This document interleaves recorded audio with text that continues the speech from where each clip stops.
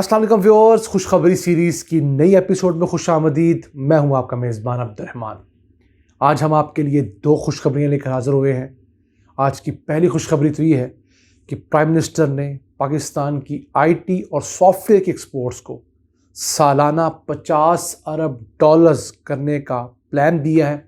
उस सिलसिले में हुकूमत ने बहुत सारे इंसेंटिव दिए हैं कि किस तरह सिर्फ आईटी और सॉफ्टवेयर की एक्सपोर्ट्स अगले चंद सालों में 50 अरब डॉलर्स की जाए। और ये कोई अनहोनी बात नहीं, क्योंकि इंडिया ने सिर्फ 20 साल के अरसे में अपनी सॉफ्टवेयर और आईटी के एक्सपोर्ट्स 150 अरब डॉलर्स कर लिए हैं। पाकिस्तान का पोटेंशियल है और क्या इंसेंटिव दिए गए हैं उसको आज डिस्कस करेंगे। जबकि आज की दूसरी खुशखबरी ये है कि पेशावर का जो मेट्रो बस का प्रोजेक्ट है उसको दुनिया के अंदर माना गया है और गोल्ड स्टैंडर्ड सर्विस करार दिया गया है। ये अवार्ड साउथ एशिया में पाकिस्तान पहला मुल्क है जिसको मिला है, जबकि एशिया के अंदर तीसरा मुल्क और पूरी दुनिया में ये 7वां पाकिस्तान मुल्क बना है जिसको इतना अहम ये अवार्ड मिला है। इसका मतलब क्या है कि पेशावर के शहरियों को इस रैपिड बस मंसूबे की वजह से बहुत सारे फ़वायद हासिल हुए। इसको प्रोग्राम के दूसरे हिस्से में डिस्कस करेंगे, लेकिन पहले चलते हैं आईटी एक्सपोर्ट्स, जो कि पाकिस्तान की बड़ी तेज़ी से बढ़ रही हैं गुज़िश्ता 3 सालों के दौरान। जो नून लीग की हुकूमत थी सन 2018 में, वो पाकिस्तान की आईटी सॉफ्टवेयर के एक्सपोर्ट्स 1 अरब 20 करोड़ डॉलर्स छोड़कर गई थी। गुज़िश्ता साल हमने 2.5 अरब डॉलर्स को क्रॉस किया था। इस साल उम्मीद है कि हमारी आईटी की सॉफ्टवेयर के एक्सपोर्ट्स 3 अरब से 3.5 अरब डॉलर्स रहेंगी। अब प्राइम मिनिस्टर ने एक रोड मैप दिया है। इस्लामाबाद के अंदर एक ई कॉमर्स का बहुत बड़ा फंक्शन अरेंज किया गया, जिसके अंदर प्राइम मिनिस्टर ने इस बात का ऐलान किया कि पाकिस्तान अपनी आईटी के एक्सपोर्ट्स 50 अरब डॉलर्स करना चाहता है। उस सिलसिले में पहला कदम ये उठाया गया कि जो फ्रीलांसर्स हैं उनको सन 2030 तक टैक्स फ्री कर दिया गया है, और उसके लिए सिर्फ एक शर्त है कि फ्रीलांसर्स को PSEB Pakistan software export board के पास रजिस्टर होना होगा और SCCP में उनको अपनी कंपनी रजिस्टर करवानी होगी, ताकि हुकूमत को सिर्फ ये पता चले कि ये कंपनी है, ये इतनी एक्सपोर्ट्स करती है और इतने पैसे लेकर आई है, कोई अंदर खाने की डील ना हो। और इस सिलसिले में 20% डिस्काउंट देने का भी ऐलान किया गया है SCCP में रजिस्टर करने के लिए। इसके साथ साथ एक और बड़ा मसला होता था फ्रीलांसर्स के लिए कि उन्हें फॉरेन करेंसी अकाउंट खोलने में मसाइल आते थे, तो हुकूमत ने उनके लिए स्पेशल एक फॉरेन करेंसी अकाउंट जो है बैंक्स के अंदर खोलने की मंजूरी दे दी है।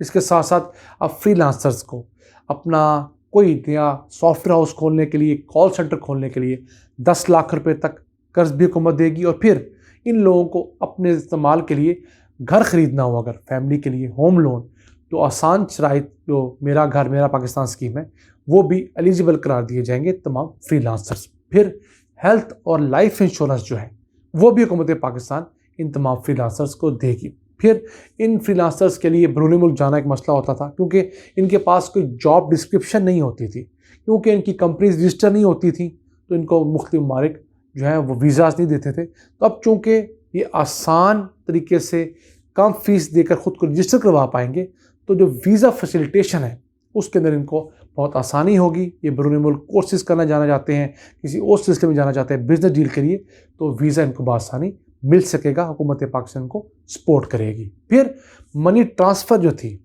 उनको आसानी दी गई है, और फिर ये जितना पैसा बाहर से कमा कर पाकिस्तान आएंगे उसको अगर ये डॉलर्स के अंदर रखना चाहें तो इनके ऊपर किसी किस्म की कैद नहीं होगी।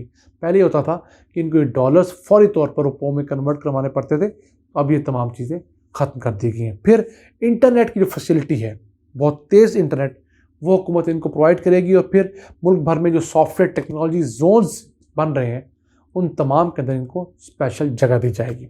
और आखिर में हुकूमत ने ऐलान किया है कि वो नए स्टार्टअप्स जो हैं, जो नई इनोवेशंस हो रही हैं, उनको प्रमोट करने के लिए पाकिस्तान टेक्नोलॉजी स्टार्टअप फंड कायम करेगी, जिसमें हुकूमत और प्राइवेट सेक्टर मिलकर पैसा डालेंगे और उसको चलाएगा प्राइवेट सेक्टर। तो ये ऐसे चंद आम इक़दाम हैं जिसके ज़रिए उम्मीद है कि अगले 2-3 सालों के अंदर ही हमारी जो ये सॉफ्टवेयर की आईटी एक्सपोर्ट्स हैं ये कम से कम 10 अरब डॉलर्स हो सकती हैं, क्योंकि हमारे पर पोटेंशियल है। क्योंकि हर साल 25,000 से ज़ायद बच्चे सॉफ्टवेयर और आईटी की फील्ड्स के अंदर ग्रेजुएट होकर यूनिवर्सिटियों से बाहर निकलते हैं। इसके अलावा 4 से 5 लाख तालिब इल्म ऐसे हैं जो कि IT ग्रेजुएट्स हैं, छोटी छोटी जॉब्स कर रहे हैं। उनको अगर हुकूमत लोन्स दे और इसके अलावा उनकी जो PSEB है वो उनको अगर ट्रेनिंग दे तो मुल्क के अंदर IT के सेक्टर में ना सिर्फ फाइनेंशियल इनकलाब आएगा बल्कि बहुत ज़्यादा लाखों की तादाद में नई नौकरियां जन्म लेंगी।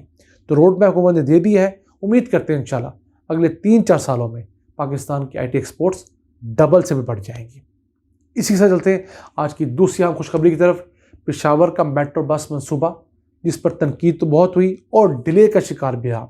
तनकीद इसलिए भी हुई कि जब लाहौर में मेट्रो बस बनी तो उसको जंगला बस का नाम दिया गया, जब उसको रेप्लिकेट किया गया पेशावर में। हालांकि पेशावर वाला जो तरीका कार है वो बेहतर है। क्यों? एक तो लाहौर के अंदर उस रूट के ऊपर कमर्शियल एरियाज़ नहीं बनाए गए जहाँ पर दुकानें रेंट आउट करके उस मेट्रो बस का खर्चा पूरा करना था। पेशावर के अंदर 1100 के करीब दुकानें बनाई गई हैं अंडरग्राउंड और बाकी जगह पर, जिनका किराया जो है वो उस बस सर्विस को, उसके नुकसान को पूरा करेगा। दूसरा, पेशावर की जो मेट्रो बस है उसके अंदर जो साइकिल है उसके लिए भी ट्रैक बनाया गया है। लोग साइकिल के ज़रिए भी बहुत कम पैसे देकर एक जगह से दूसरी जगह जा सकते हैं। वो लाहौर के अंदर मौजूद नहीं है। फिर इसके अंदर फीडर रूट्स बनाए गए हैं, यानी शहर के मुख्तलिफ रास्तों से बसें आकर इस मेन रूट पर एंटर हो रही हैं। उसके ज़रिए ज़्यादा लोग पेशावर मेट्रो बस को इस्तेमाल करते हैं। तो पेशावर मेट्रो बस रोज़ाना 2.5 लाख मुसाफिरों के लिए बनी थी, तो अब 2.5 लाख से ज़्यादा मुसाफिर इसमें ट्रैवल कर रहे हैं।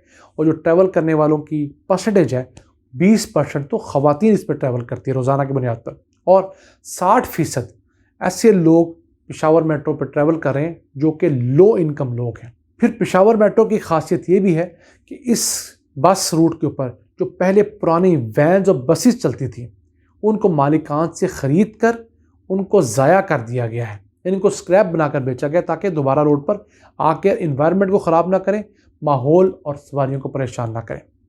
अगर हम बात करें जब से ये सर्विस चली है, अगस्त 2020 से लेकर 31 दिसंबर सन 2021 तक तकरीबन 1.5 साल के अंदर इसने 71.2 मिलियन मुसाफिरों को एक जगह से दूसरी जगह पहुंचाया है। फिर इस रूट के ऊपर जो बसें चल रही हैं वो हाइब्रिड डीजल बसें हैं, यानी आधा फ्यूल डीजल का इस्तेमाल होता है और आधा बैटरी पे वो चलती हैं। कम फ्यूल में ज़्यादा किलोमीटर चल रही हैं। उसकी वजह से इसको अब गोल्ड स्टैंडर्ड सर्विस का अवार्ड दिया है। उसमें ये साउथ एशिया का पाकिस्तान पहला मुल्क बन गया है जिसको ये अवार्ड मिला है। एशिया के अंदर पूरे में पाकिस्तान तीसरा मुल्क बना है जिसे अवार्ड मिला है, और पूरी दुनिया के अंदर ये 7वां एजाज़ है। यानी इससे पहले सिर्फ 6 मुल्कों को एजाज़ मिला, पाकिस्तान 7वां मुल्क है जिसको ये एजाज़ मिल चुका है। और अगर 100 के पैमाने पर इसको रेट किया जाए तो इससे 97 नंबर मिले हैं, और ये कोई थोड़े नंबर नहीं है। इसमें इम्प्रूवमेंट की ज़रूरत है, लेकिन पाकिस्तान जैसे मुल्क में जहाँ पर इतनी नाअहलियाँ हैं, यहाँ पर इतनी बुरी खबरें हैं, वहाँ इस जैसी अच्छी खबरें किसी ताज़ा हवा के झोंके से कम नहीं। इन अल्फाज के साथ अपने मेज़बान अब्दुर्रहमान को इजाज़त दीजिए और अल्लाह से दुआ गो रहिए कि इसी तरह पाकिस्तान पर अपनी रहमतें और बरकतें जारी और साई रखें। अल्लाह ने के बाद।